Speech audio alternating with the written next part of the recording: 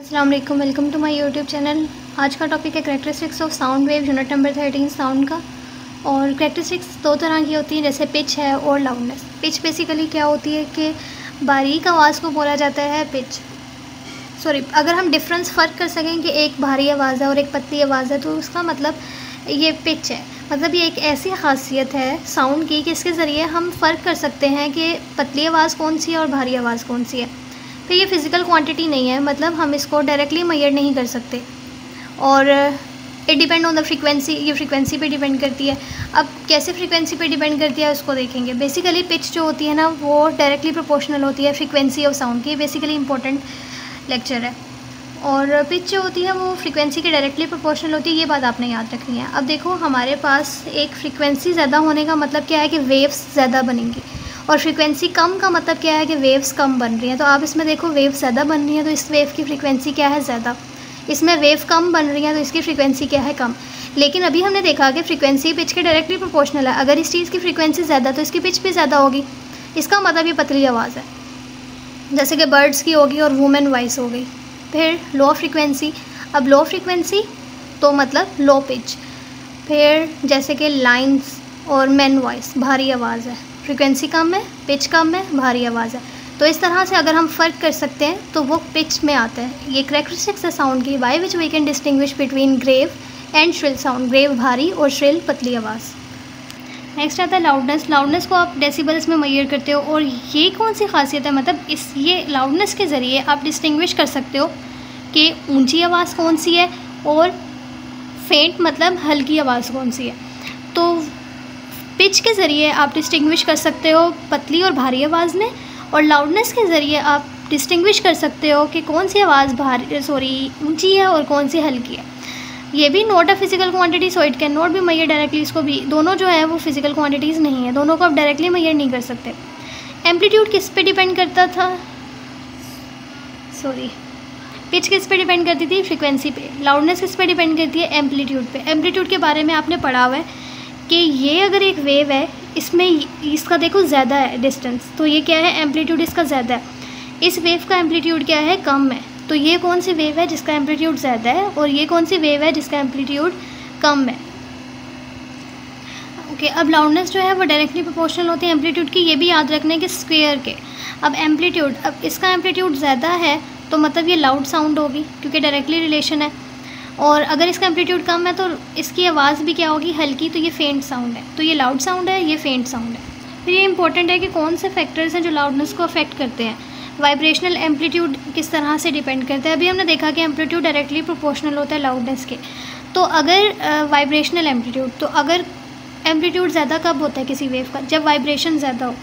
देखो, अगर वाइब्रेशन, ये वेव पड़ी हुई है, ये ऊपर कब गई, जब इसके पार्टिकल्स ने वाइब्रेट किया। अगर वाइब्रेशन कम थी तो इसके पार्टिकल्स सिर्फ यहाँ से यहाँ तक वाइब्रेट करते हुए गए, तो वाइब्रेशंस कम थी तो एम्पलीट्यूड कम हुआ। लेकिन अगर एक वेव है, उसमें वाइब्रेशन ज़्यादा हुई है, तो उसके पार्टिकल्स ज़्यादा ऊपर तक वाइब्रेट करते हुए गए, तो उसका एम्पलीट्यूड देखो ज़्यादा है, इसका क्या है, कम। तो एम्पलीट्यूड जो है, वाइब्रेशन ज़्यादा होगी तो एम्पलीट्यूड ज़्यादा होगा। तो मोर वाइब्रेशंस तो ज़्यादा एम्पलीट्यूड, और ज़्यादा एम्पलीट्यूड तो ज़्यादा लाउडनेस। जैसे अगर आप ढोल है और उसको ज़ोर ज़ोर से पीटोगे, वाइब्रेशन ज़्यादा करोगे तो ज़्यादा आवाज़ आएगी, और हल्का हल्का से करोगे तो फिर हल्की सी आवाज़ आएगी। नेक्स्ट जिस चीज़ पे डिपेंड करता है, surface area. Surface area directly proportional होता है लाउडनेस के। मतलब अगर कोई चीज़ बड़ी है तो वो ज़्यादा ऊंची आवाज़ प्रोड्यूस करेगी। अगर आप ढोल का साइज़ बड़ा ले लोगे तो ज़्यादा ऊंची आवाज़ आएगी, और छोटा सा लोगे साइज़ तो कम आवाज़ होगी। फिर डिस्टेंस भी यही है कि अगर आप आवाज़ से दूर जा रहे हो, कहीं पर ढोल बज रहा है और आप दूर चले गए हो, तो आपको आवाज़ कम आएगी। लेकिन जहाँ वो बज रहा है उसके करीब रहोगे तो आवाज़ ज़्यादा आएगी। तो डिस्टेंस आपका ज़्यादा हो जाएगा, आप दूर चले जाओगे तो आवाज़ कम आएगी। तो ये इन्वर्स रिलेशन है। फिर सेंसिटिविटी पे भी डिपेंड करते हैं। कुछ लोगों के कान बहुत सेंसिटिव होते हैं, उनको छोटी छोटी आवाज़ें भी सुनाई देती हैं, और कुछ जो होते हैं उनके कान इतने सेंसिटिव नहीं होते, उनको ऊंचा बोलना पड़ता है। तो सेंसिटिविटी पे भी डिपेंड करती है। अगर आपके कान जितने ज़्यादा सेंसिटिव होंगे उतनी ज़्यादा आपको आवाज़ सुनाई देगी। अब अगर आपके पास लॉन्ग आ जाए कि करैक्टरिस्टिक्स ऑफ द साउंड, तो आपने लाउडनेस को बेसिकली पिछला सारा लिखना है, फिर पिच का भी आपने पिछला सारा लिखना है। बेसिकली 3 करैक्टरिस्टिक्स होती है साउंड की। लाउडनेस, लाउडनेस वो है, इसमें शॉर्ट लिखा है कि अगर शॉर्ट आ जाए तो। Characteristics of sound by which we can distinguish between loud and faint sound, और ये डिपेंड करती है एम्पलीट्यूड के इसके, ठीक है, ये एम्पलीट्यूड कम है, इसका एम्पलीट्यूड ज़्यादा है। फिर पिच आ जाती है। पिच क्या होती है? Characteristics of sound by which we can distinguish between shrill and grave sound, और ये डिपेंड करती थी फ्रिक्वेंसी। मैंने यहाँ पे डायग्राम्स को छोड़ दिया है ताकि पीछे जो बनी हुई है आप वहाँ से देखकर बना सको। थर्ड क्वालिटी जो है वो थर्ड जो क्वालिटी और थिम्बर है ये भी इंपॉर्टेंट है। It is the characteristics of sound by which we can distinguish between two sounds having same pitch and loudness. अब दो साउंड्स हैं और उनकी पिच भी सेम है और लाउडनेस भी सेम है, फिर आप उनको कैसे फ़र्क कर सकते हो? तो ये डिपेंड करता है वेव फॉर्म पे। अब देखो, क्लियरर वेव फॉर्म है, ये एक वेव है जो बिल्कुल क्लियर है, तो इसकी साउंड भी क्या होगी? क्लियर। ये वेव फॉर्म मिक्स्ड है, तो ये क्या है? Unclear sound. तो बेसिकली इस तरह से हम वेव फॉर्म से जो दो आवाज़ें उनमें फ़र्क कर सकते हैं, अगर उनकी पिच और लाउडनेस सेम भी हो तब भी। अब हम इसको देख लेते हैं कि बुक से हमने कौन से टॉपिक्स कवर किए हैं आज। पिच हमने पढ़ा, ये सारा हमने नोट्स लिख लिए हैं इसके। आपने डायग्राम्स हर एक की ज़रूर बनानी है। नेक्स्ट हमने लाउडनेस के बारे में पढ़ा, उसके फैक्टर्स पढ़े। फिर यहाँ पर ये जो 3 करेक्टरिस्टिक साउंड लिखी हुई थी ये भी हमने पढ़ ली हैं।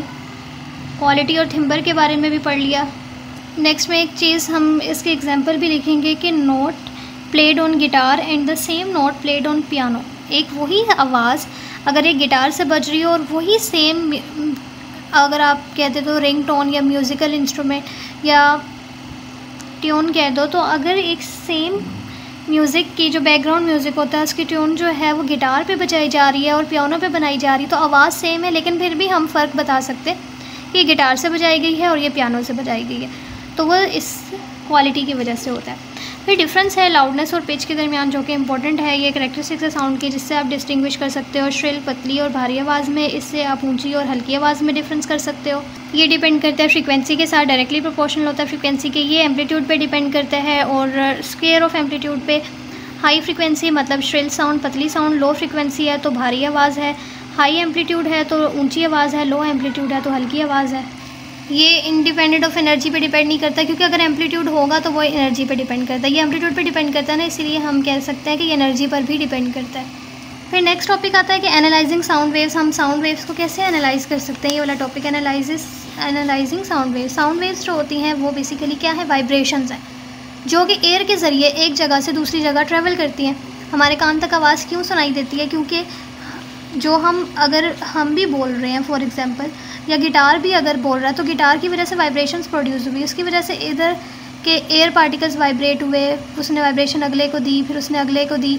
तो अगर आपने सारे मेरे लेक्चर्स लिए हैं तो आपको क्लियर होगा कि इस तरह से वाइब्रेशंस पास करती हैं तो हमें आवाज़ सुनाई देती है। फिर थिम्बर वो क्वालिटी है that make its unique, it help us to difference between sounds. Basically अगर दो इंस्ट्रूमेंट से मतलब एक गिटार से एक गाना गाया जा रहा है, या कोई आवाज़ एक गिटार से एक ट्यून प्ले की जा रही है और इसी तरह पियानो से ट्यून प्ले की जा रही है, तो दोनों की आवाज़ सेम है लेकिन फिर भी हम डिफरेंस जो है बता सकते हैं कि कौन सी पियानो से बज रही है और कौन सी गिटार से बज रही है, तो वो थिम्बर की वजह से होती है। अगर आप यहाँ पे देखो, एक कोई भी म्यूजिशियन है वो यहाँ पे माइक के ज़रिए गाना गा रहा है अगर, तो ये वेव ऑसिलोस्कोप है जो कि आवाज़ की ऐसे वेव्स बना कर देता है, जिसकी वजह से हम आवाज़ के बारे में जान सकते हैं, उसकी क्वालिटी के बारे में फिर हम फ़र्क करके बता सकते हैं। क्योंकि थिम्बर में क्या होती है कि हम एक क्लियर वेव फॉर्म बता सकते हैं और एक मिक्स वेव फॉर्म बता सकते हैं। तो oscilloscope shows sound waves as wave form, के साउंड की जितनी भी हमारी साउंड होती है ना वो वेव की फॉर्म में बना कर देता है स्क्रीन के ऊपर। प्योर टोन्स होंगी अगर, जैसे कि ट्यूनिंग फॉर्क से अगर कोई वेव बनी है तो वो प्योर ऐसे साइन वेव बनती है, और उसकी थिम्बर जो होगी वो सिंपल होगी। फिर कॉम्प्लेक्स होती हैं, जैसे पियानो से अगर या वायलिन से अगर बजाई गई है आवाज़ तो वो वेव फॉर्म ऐसे अनक्लियर बनेगी। इस तरह से हम दो आवाज़ों में फ़र्क कर सकते हैं, ठीक है। ऑसिलोस्कोप हमें वेव बना कर देता है और हम बता सकते हैं कि कौन सी आवाज़ किसकी है, ठीक है। अगर सिंपल किसी और चीज़ से बजेगी तो वो ऐसे साइन वेव होती है, और अगर मिक्स आई है तो पियानो या वायलिन की आवाज़ है, ठीक है। क्योंकि गिटार जो होता है उसकी यूनिक वेव फॉर्म होती है, मतलब जो वेव बनती है वो एक यूनिक बनती है बेस्ड ऑन इट्स फंडामेंटल, और वो ये हर दफ़ा सेम नहीं बनेगी, वो डिपेंड करती है कि हम किस फ्रीक्वेंसी के साथ पियानो को बजा रहे हैं। फिर फ्लूट होता है वो भी डिफरेंट वेव फॉर्म बनाता है,